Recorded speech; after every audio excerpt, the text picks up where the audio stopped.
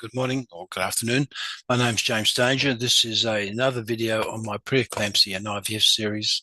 Once again, exploring the difference between natural and artificial cycles and concentrating on a recent publication in January 2026 on this subject. This is an update of an update.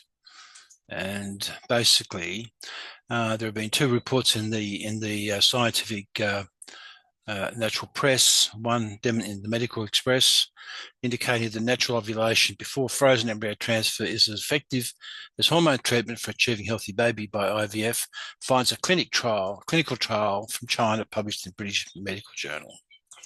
And the same report in a different news service. In a recent study published in the British Medical Journal, researchers compared the effectiveness of natural ovulation and external hormone replacement regimens for preparing the uterus before frozen embryo transfer in achieving a healthy live birth and reducing maternal pregnancy complications. So what is it all about? I'd like to go back to the first video I made, which is on oocyte donation, and reporting on a publication made in 2022 comparing the results of pre-eclampsia in pregnancies from oocyte donation and natural conceptions or IVF. And this was a review, a meta-analysis, a whole lot of incidental articles published in the last 10 years. But this is the first meta-analysis drawing attention to the fact that there has been a lot of speculation that particularly in the same-sex embryo transfers, there was a really higher incidence of pre-eclampsia compared to the background rate. So the study question for this meta-analysis was, what is the prevalence of pre-eclampsia in pregnancy after oocyte donation compared to natural conceptions and with autologous oocytes in IVF? And the answer was, overall, the prevalence of pre-eclampsia after oocyte donation was 4 to 5 times higher than after natural cycles and 2 to 3 times higher than with IVF. It is therefore bears mentioning that at present this supposition relies on non-randomized data of a mixed quality. So this was the big bitch about these reports, that is that they weren't a fully randomized study, and that in a number of videos which I made, which I would encourage you to go back and listen to, even though I'm a bit of a drone, the information in these videos, I think if you're a client, you really should get your head around it because this is your life that's on the line.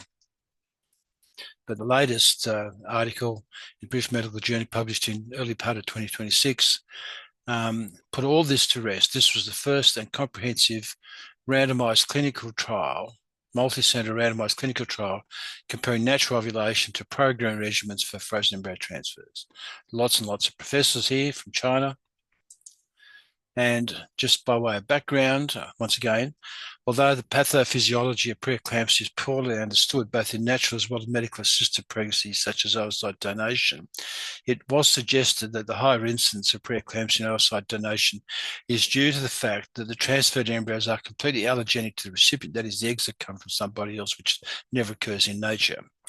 Previous reviews on oocyte donation showed that risk of developing pre-eclampsia is 3-fold higher compared to pregnancies after IVF with autologous oocytes and after natural conceptions and non-IVF treatments. However, the debate has turned from oocyte donation.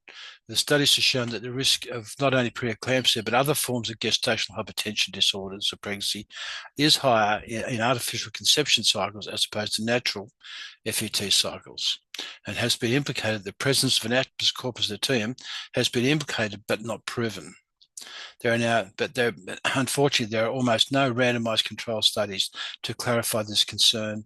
And a lot of clinics have been saying, well, until there's a randomized control study, we're going to ignore this data because it's just all anecdotal, even though they're looking at thousands and thousands and thousands of cycles. And I believe this risk is real. The clinics have been burying their head in the sand over this, just saying, well, there's no randomized study. But basically, clinics are reluctant to discard artificial conception cycles because of their superior management features, that is, how they can manage all the cycles and everything. However, this article from China puts those to rest. And once again, it's in Chinese, on Chinese subjects, and the relevance for that for non-Chinese populations, I think I'll probably get myself in trouble here, but you just have to ask the question whether, in fact, the Chinese population is a subset, is representative to everybody else. Okay, so the objective of this was to test the hypothesis that women assigned to a natural ovulation regimen before frozen embryo transfer compared with the program regimen would have an increased chance of a healthy live birth and a reduced risk of pre-eclampsia. The conclusion they found was, in ovulatory women, a natural ovulation regimen for endometrial preparation, which is a lot of words in this, endometrial prep was as effective as program regimens in achieving a healthy live birth.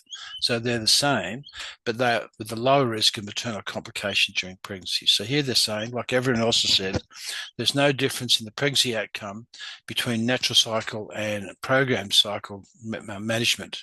So no one's saying there isn't any difference in the pregnancy rate. In fact, it's quite remarkable that it is. There's a testament to the program managed cycles that the pregnancy rate is the same. It's almost identical. But the problem is that there's these maternal complications of pregnancy, which is the sting in the tail for it. So there's two tabs I want to show you. The first is looking at pre-eclampsia rate. And basically you can see here the live births per patient, 2,000 in the natural age, so 2,000 in the program, that's a lot of cycles. And of that, they had 910 were live birth, that's 41% live birth rate, which is still pretty good, and 40.6 the program, just amazing now it's identical. So no one's saying anything about the artificial cycles as having anything to do with the outcome being affected.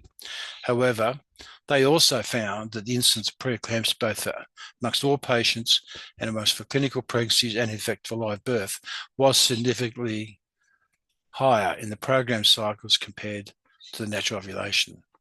But of the 2,185 cycles, 910 went to live birth. They had 38 cases of pre-eclampsia in those patients, which is 1.7% of all the patients, 2.9% of all the clinical pregnancies, and 4.2% of all the live births.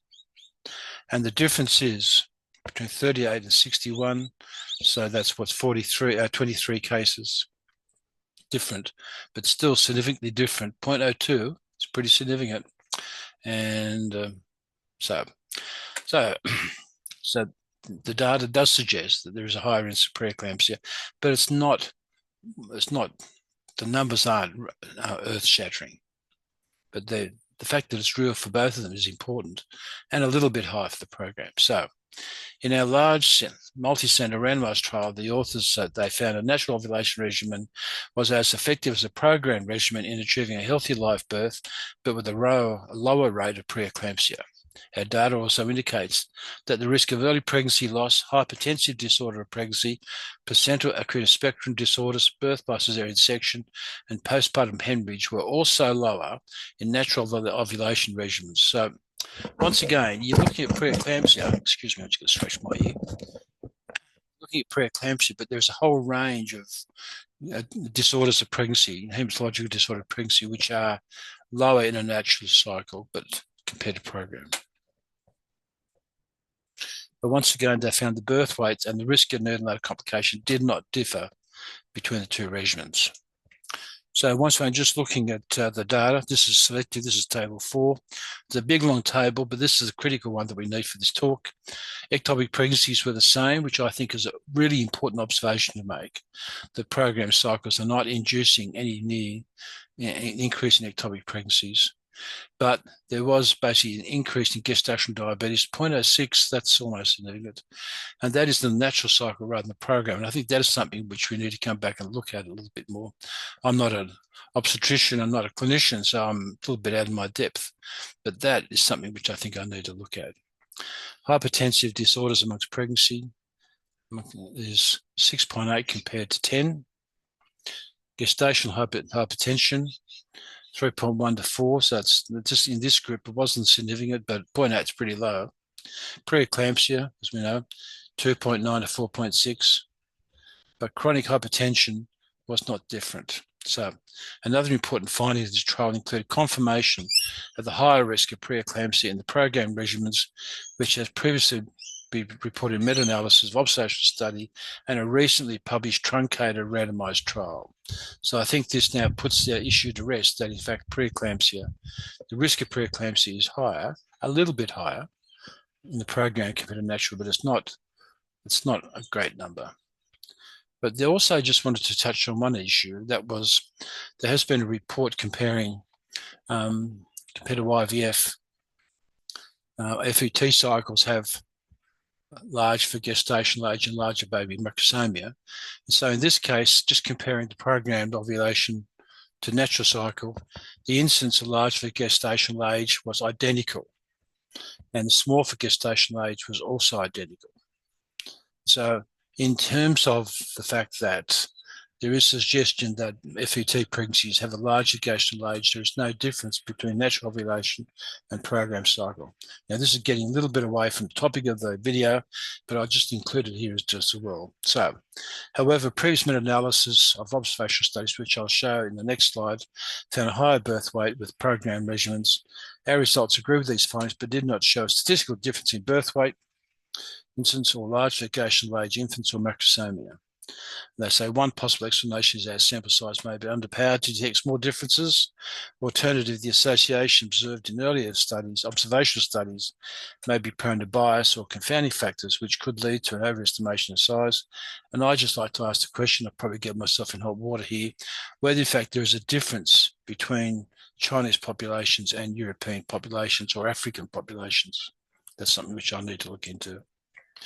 So, in response to this concern that FET cycles should be done in natural rather than artificial ones, there was this article published just recently, August 2025, so it's not that recent, about 6 months old, from Nicholas Polizos. They say, he says, although several clinicians recommend a complete shift to natural cycle FET for normal ovulatory women to prevent pregnancy complications, reverting to a back-to-nature approach is not a comprehensive solution to the problem. Abandoning artificial management cycles without any other action would not solve the problem simply because not all patients have the same risk. Pre-eclampsia, and this once again, I'm not a clinician. Pre-eclampsia is a multifactorial disease, and several factors aside from artificial management cycles may present a much higher risk of developing this condition. Therefore, he suggests a thorough assessment of pre-eclampsia risk before selecting an FET protocol, optimizing first trimester screening algorithms, and implementing primary prevention measures for truly at-risk patients rather than stigmatizing and abandoning artificial conception FETs should be prioritized. And I think I agree with that. And I'd just like to add one more talk at the end. It's not to do with preeclampsia, but it touches on it at the end, but to do with the difference between fresh and frozen live birth weights. So this is a report published in January 2026, about 3 weeks ago, from Australian group. Frozen embryo transfer has been increasing over the past 2 decades, but its associated perinatal risks and underlying reasons remain controversial. Most existing observational studies have not accounted for multiple cycles from the same couple or known patients' characteristics or treatment protocols, such as endometrial preparations in the analysis. Existing birth weight centile charts are likely to underestimate intrauterine growth restriction due to the inclusion of deliveries following obstetric interventions. Okay, it's just okay. So this the study question for this paper was, are there differences in perinatal outcomes following fresh or compared to frozen embryo transfer, and do the endometrial preparations contribute to the difference? And their answer was, compared to fresh transfers, frozen transfers, regardless of hormone replacement or natural cycle treatments, or natural treatment cycles, were associated with a lower chance of preterm birth, lower birth weight, lower chance of lower birth weight, and small for gestational age, but do have a higher chance of a cesarean section, higher birth weight, and larger gestational age. So this is actually what's been known for a long time and didn't really appear in that Chinese study. So the wider implications of finding these results indicate the difference in birth weight related to perinatal outcomes between frozen and fresh embryo transfers are unlikely due to the difference in the use of endometrial preparation protocols for frozen cycles, but may be attributed to other factors, including impaired endometrial characteristics in fresh cycles or the process of vitrification and warming embryos in frozen cycles. And one thing I love about Human Reproduction Open is they have a section for lay people. This is for clients. And I read it out because if you're a client watching this video, this is what you need to take into account. So the author says, as a late comment, frozen embryo transfers have become more common in IVF than fresh embryo transfers, but there's still debate about how they affect birth outcomes. It is also unclear whether the way the uterus is prepared for the frozen cycle would make a difference. The researchers in this study looked at over 9,000 babies born to more than 8,000 people who had IVF in Australia. And, excuse me, they found that using frozen embryo reduces the risk of preterm or premature birth and having a smaller baby, but could increase the chances of delivering a larger baby and needing a caesarean section. The differences do not seem to be dependent on how the uterus was prepared for frozen cycles. This means that other factors, such as how the embryos are handled during freezing, may be more important. This information can help patients and clinicians weigh the pros and cons when planning their IVF treatment. Okay. So just the last thing, this gets back to the topic. Excuse me. This is water, by the way, not vodka. Therefore, differences in perinatal outcomes after frozen and fresh transfers are more likely to result from impaired endometrial characteristics in fresh cycles. The freezing technology or the variations in populations. Boom, boom. In practice, freezing population, I should make a mention there, is that it's quite important when you're looking at studies from all around the world that in fact you need to take into account that not all populations behave exactly the same way. Once again, I'm not a clinician or an epidemiologist, but I think you can get that from the publications. In practice, patients should be informed, and this is the important thing, that the associated risk between fresh and frozen transfers and the risks are not driven by the endometrial preparation methods. However, they do say right at the very end of the paper, emerging evidence suggests that hormone replacement endometrial preparations may increase the obstetric risks, especially pre-eclampsia, compared to natural cycles. This association appears to be independent of embryo vitrification, but also likely due to the absence of corpus luteum in the program cycles. That the corpus luteum is a ruptured follicle that the eggs came from, and normally supports a pregnancy for the first trimester. The absence of functional corpus luteum could lead to decreased serum relaxin levels, potentially impairing the early gestational vascular remodeling. There's several references there. While our subgroup analysis did not find significant differences in birthway outcomes between hormone replacement cycles and natural cycles, the literature suggests that maternal vascular outcomes may be related to the status of corpus luteum rather than fetal growth metrics, which underscores the importance of considering the presence of corpus luteum in future studies when evaluating perinatal outcomes using frozen transfers. Okay, we're almost finished. So my comments. Many clinics now routinely culture embryos to blastocyst stage and biopsy for PGT-A and euploid testing. This necessitates embryo cryopreservation and multiple FETs, most transfers. Busy clinics use the program method, the artificial cycles management, to cope with demand because there are just so many. Often there's twice or three times as many transfers as there are pickups in a busy clinic. And basically, natural cycle FET is just not an option. Regardless of the neonatal risk, clinics will not abandon the program method. There's now been further publications confirming the risk is real, right? And so, at the very least, once again, this is not medical advice. I'm not a clinician, but I'm here advocating as I was. If my partner was going through IVF, I would expect the following from the clinic. I'd expect that couples do need to be counselled about the risks, that ovulating women should be given the option of natural cycle FET. You shouldn't just be automatically for program cycles. Couples need to be reviewed clinically for the risk of pre-eclampsia and other obstetric adverse outcomes. You should always adopt risk minimisation, such as single embryo transfers. And I'm still amazed the clinics is doing it. There's still a lot of double blastocyst transfers. I can't believe it. Clinics and obstetric management need to be integrated and outcomes recorded across the board and reviewed at the clinical board level. So I would expect every clinic to actually have a report, maybe once a year, on the number of pre-eclampsia pregnancies that occurred, because most pregnancies are referred on to the couple's own obstetrician gynecologist, and they don't necessarily see the outcome of all that. So I would expect that clinics now institute a policy of confirming the incidence of pre-eclampsia in every one of their conceptions. But I think the data collection system need to request the type of FET management and the needle and outcomes for future assessments and reviews. This large randomised clinical trial does support the link between program FETs and pre-eclampsia and other haematological disorders of pregnancy. Look at the data. It rose from 2.8 to 4.6 of all pregnancies. Is this enough to force clinics to move entirely to natural cycle FET? Probably not. Does it suggest that each client needs to be assessed for the risk of pre-eclampsia and managed accordingly? Yes, it does. But it's enough to ensure that at-risk clients, at least at-risk clients, are counseled and managed. No at-risk activities such as double embryo transfers, and if clinics don't do that and there is a legal action or a death or severe problems due to pre-eclampsia, then I think there's enough information to prompt legal action if this is not done properly. So just to finish off, this will probably be my second last video on this topic. So is the risk of pre-eclampsia after oocyte donation transfers entirely due to the nature of the embryos being transferred or due to the widespread use of artificial FET cycles?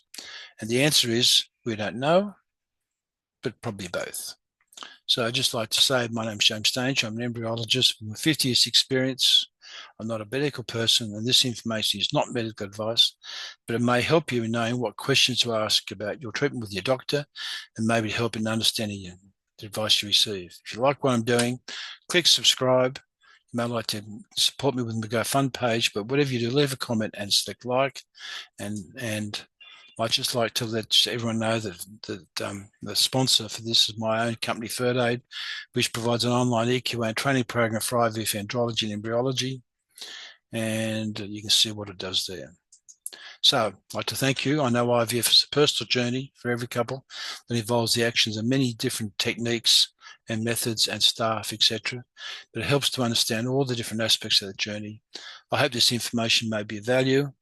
If you like the information provided, please tell all your other friends, etc., about this service and please subscribe. And at this stage, I'll say thank you and good evening.